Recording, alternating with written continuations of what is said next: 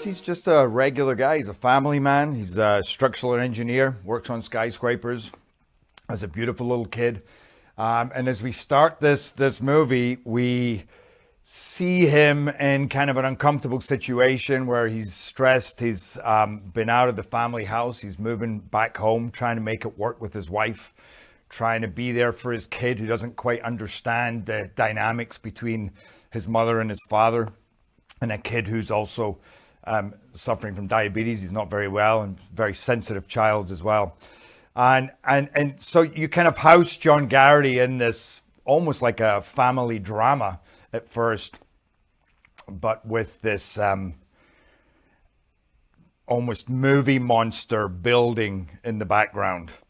And by the time that comes into play, this Comet Clark, which has taken everybody by surprise, you're already now very much involved with John Garrity as a father, as a working man, and as somebody trying to bring his family back together, but not quite understanding the few additional challenges that are going to present themselves and what it really means to bring your family together.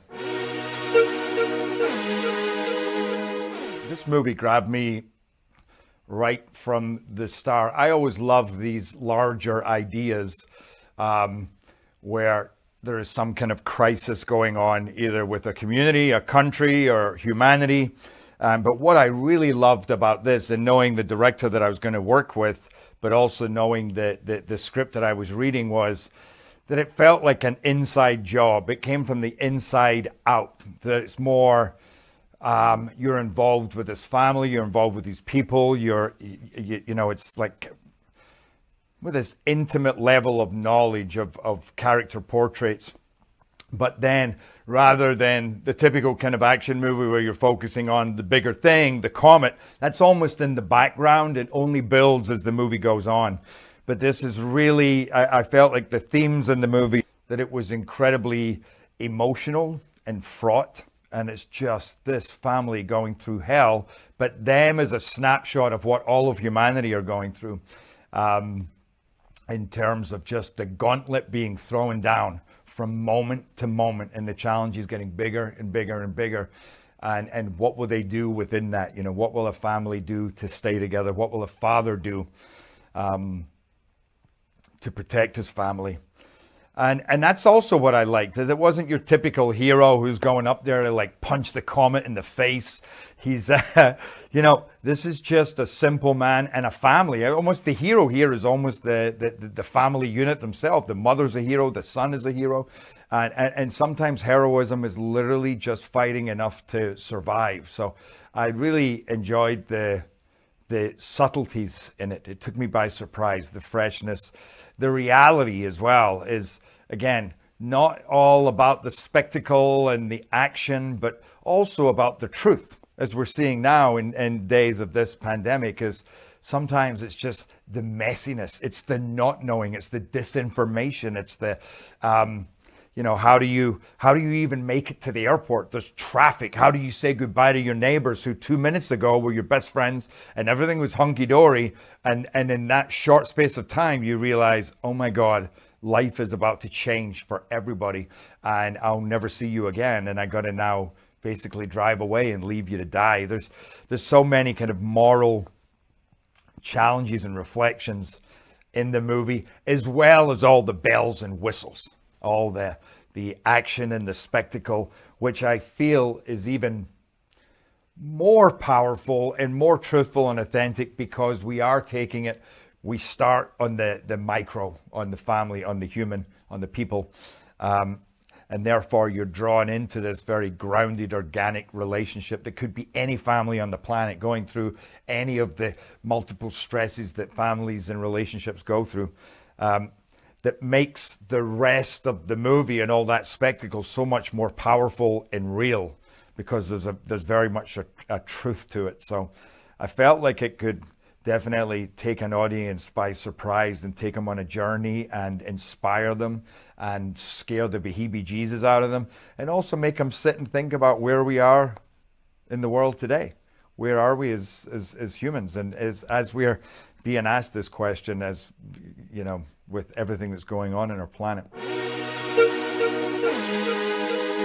I think on the one hand, John feels like he has a lot to make up for his family. He's living with an exceptional amount of guilt, which we discover as the movie goes on exactly what is happening. But there's obviously been a breakdown in his relationship with his wife. He feels very badly for his kid, who he can see is hurting from what's been going on between them. So he now feels this additional responsibility to make sure that his family is safe. But even more than that, what I like is just the regular normality in some ways of this man, who could be any man. He's every man. He's just a father who will do anything to protect his wife and his kid.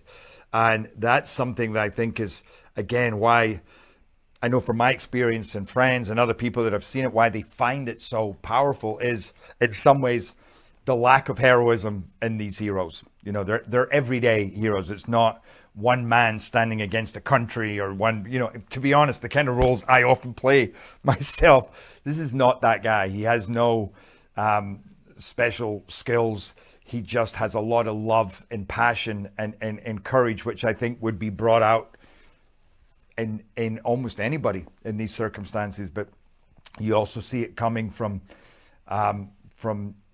John's wife, Allison, and even from the kid. Even the kid has his moments where he has to stand up and be incredibly courageous to help keep his family together, and again, that's what I loved, was that in the family, and then also seeing that as we brush past people, as we come into contact with other people who are heroes, who help us, who are villains, who try to stop us in our way. And it's, again, another theme that I really liked in the movie was this idea of there's a little bit of good in even the worst of us, and a little bit of bad in even the best of us. And I think that that's really what this movie paints so beautifully as we go on this road trip to try and survive, is people doing good actions, bad people doing the right actions in moments, and then good people doing terrible things, but maybe for the right reasons. And so you as an audience, you're so involved and you're being dragged into this, but at the same time, you're like, it's so hard to kind of accuse or point the finger, because you go, would I do the same thing? I'm only trying to save my wife. So it's fascinating in that respect. I think what I love is the movie becomes, one, it's highly entertaining and exciting, but then it really becomes a conversation afterwards as to, again, who we are and who would we be in this situation.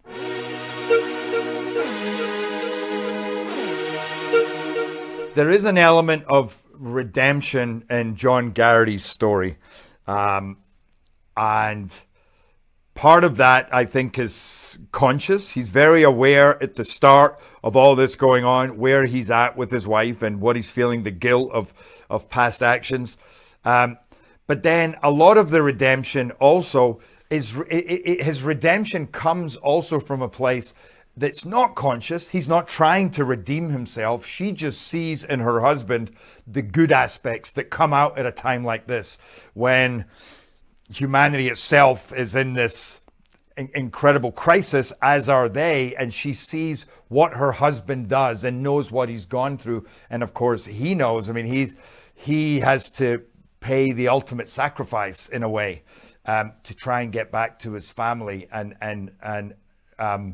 he goes through so many incredible traumas to try and get there, and including, as I say, like the kind of the ultimate sacrifice in some ways as to what a man would do to ensure his survival. But in that moment, it's not even about his survival. It's literally about getting to his family to ensure their survival. And again, that's just so beautifully crafted, and involves one of the most violent and again, I'd say truthful, because it's a violent scene where he's fighting for his life and the life of his family. But it's, again, as is our movie, it's messy and real and just pure passion and emotion and terror, and it's ugly, and it's very, very destructive. But at the same time, that is part of the sacrifice which brings his his redemption.